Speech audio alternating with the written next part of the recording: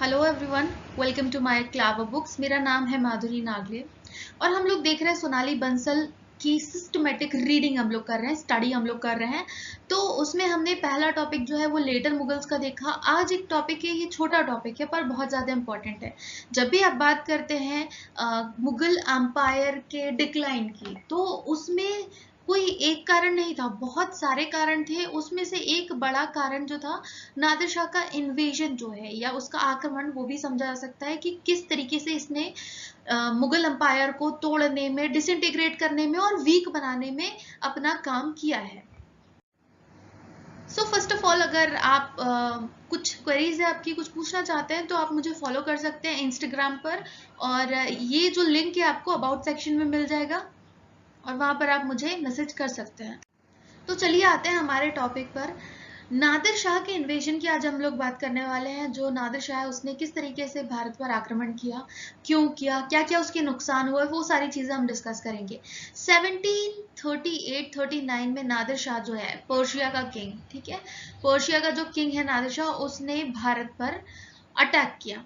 अब क्यों अटैक किया, तो हम सब जानते हैं कि बचपन से यही सुनते आ रहे कि इंडिया को क्या कहा जाता था, सोने की चिड़िया कहा जाता, ऐसे ही नहीं कहा जाता। तो यहाँ की जो फेबुलस वेल्थ थी, हमेशा से अटैकर्स जो थे उनको, जो इन्वेडर्स थे उनको अट्रैक्ट किया कि यहाँ पर वेल्थ बहुत थी, ठीक है। और पर्शिया की बात करें हम लोग, तो एक बैंकरप्ट अंपायर था, बहुत ज्यादा पैसे थे नहीं वहां पे, गरीबी बहुत ज्यादा थी। इनफैक्ट वहां पे अगर आप देखें तो लोग गरीब तो थे ही, पर वहां किंग के पास भी उतनी ज्यादा वेल्थ हुआ नहीं करती थी। और रीजन बेसिकली ये कि वो जो जमीन थी वहां की बहुत ज्यादा उपजाऊ नहीं थी, ठीक है। और दूसरी चीज क्या कि कहीं ना कहीं उन लोगों को आइडिया हो गया था कि मुगल एम्पायर जो है उसका रूल काफी वीक है। तो इस वजह से दो चीजों ने अट्रैक्ट किया, एक तो क्योंकि वो खुद बैंकक्रप्ट थे, उनको पैसे की जरूरत थी, और दूसरा वीक मुगल एम्पायर है तो वो एक उनको इजी प्रे या शिकार नजर आया। इसमें पर्शियन जो किंग है नादिर शाह, उसको एक आसान शिकार नजर आया। क्योंकि अब जैसे बात करें औरंगजेब की, तो औरंगजेब ने हमेशा ही नॉर्थ वेस्ट का जो फ्रंटियर था उस पर हमेशा नजर रखी थी, ठीक है, उत्तर पश्चिम की जो सीमा थी उस पर हमेशा नजर रखी। लेकिन औरंगजेब की जब मृत्यु होती है, उसकी डेथ होती है, तो काफी सालों तक इस फ्रंटियर पर किसी ने नजर रखी नहीं है। बेसिकली कोई इतना स्ट्रॉन्ग मुगल एम्परर आया नहीं औरंगजेब के बाद कि वो पूरे इंडिया पर और जो स्पेशली बॉर्डर वाले जो एरियाज थे उस पर अच्छे से नजर रख सके। तो ये एक प्रॉब्लम हो गई।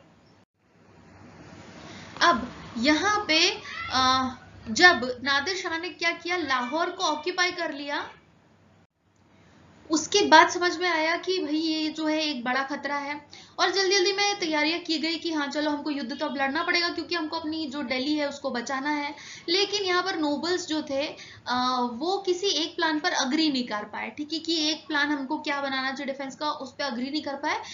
द ओनली रीजन कि किंग जो है वो उतना स्ट्रांग नहीं था तो कि वो नोबल्स को कंट्रोल कर सके या उनको बता सके कि क्या करना है, ठीक है। तो ये प्लान नहीं बना पाए प्रॉपर, जैसे तैसे उस टाइम पे जो मोहम्मद शाह या मोहम्मद शाह रंगीला जो है, आपने सुना होगा, 1719 से लेकर 48 तक, तो इसका टाइम पीरियड जो है वो रहा है। और बेसिकली कोई बहुत ज्यादा एबल था नहीं है, लेकिन फिर भी किंग तो यही था। और निजामुल मुल्क जो है इसके साथ, ठीक है, निजामुल मुल्क के साथ ये कैपिटल फ्रंटियर की तरफ गए और जो इन्वेडर है उनका सामना करने की इन्होंने कोशिश की, ठीक है। मुगल एम्परर मोहम्मद शाह के टाइम पे 1738-39 में अटैक किया था नादिर शाह ने। फिर इसके बाद करते हैं हम लोग बात बैटल ऑफ करनाल की। अगर नादिर शाह के अटैक की बात हो रही है तो बैटल ऑफ करनाल जो है ये आपको पढ़ना जरूरी है, क्योंकि ये एक इंपॉर्टेंट बैटल है। तो अगर बैटल ऑफ करनाल की बात करें या करनाल की लड़ाई की बात करें, तो 13 फरवरी 1739 को दोनों आर्मीज जो है करनाल में इनकी लड़ाई शुरू हुई। और for the obvious reasons Mughal army जो है वो हार गई, ठीक है। मुगल आर्मी को बिल्कुल ही क्रश कर दिया, मतलब थोड़ा नहीं, बिल्कुल तबाह कर दिया, बहुत बुरी तरीके से हार गई। जो खाने दौरान जो था मीर बख्शी था, वो तो बैटलफील्ड में ही उसकी डेथ हो गई। सादत खान की बात करें जो गवर्नर था अवध का, वो और मोहम्मद शाह जो है उनको प्रिजनर बना लिया गया, ठीक है, उनको कैदी बना लिया गया। फिर उसके बाद नादिर शाह कहाँ गया, नादिर शाह गया दिल्ली की तरफ। तो नादिर शाह ने सिर्फ उसके कुछ मुट्ठी भर सोल्जर्स मरे थे, उसके बदले में ऑर्डर किया एक टेरिबल मैसेकर। तो मतलब बहुत बुरी तरीके से लोगों को वहां पर मारा गया और बहुत ज्यादा नरसंहार हुआ। बेसिकली बैटल ऑफ करनाल जो है 13 फरवरी 1739 को हुई और उसके बाद दिल्ली में एक बहुत ही नरसंहार मचाया नादिर शाह ने।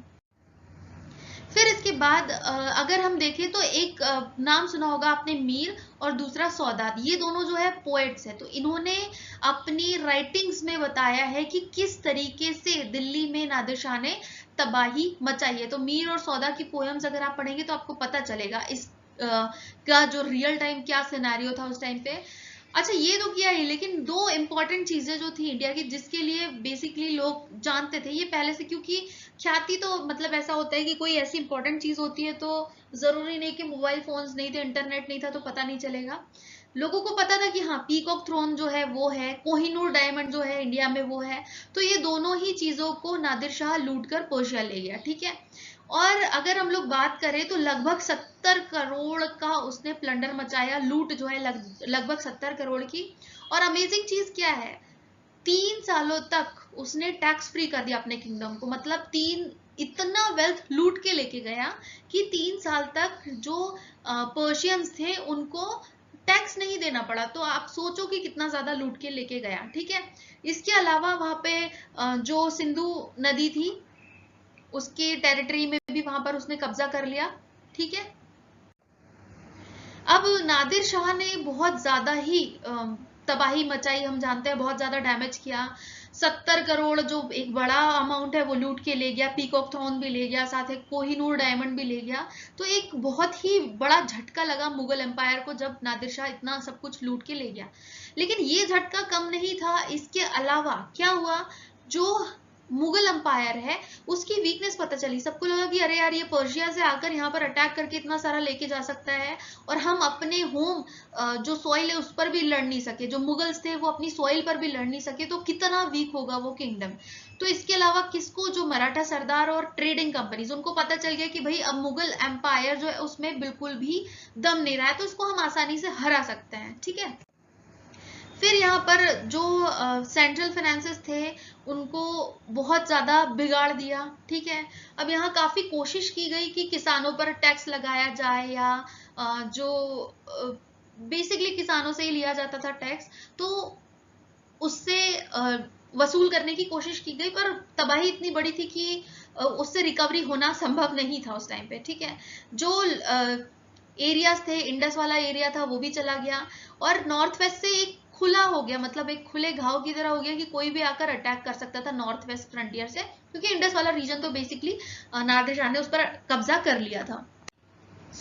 ये था नादिर शाह का अटैक। और एक इम्पॉर्टेंट टॉपिक है, क्योंकि जब भी आप डिक्लाइन ऑफ मुगल एम्पायर पढ़ेंगे तो कुछ कुछ छोटे छोटे टॉपिक्स है जहां से क्वेश्चंस बन सकते हैं।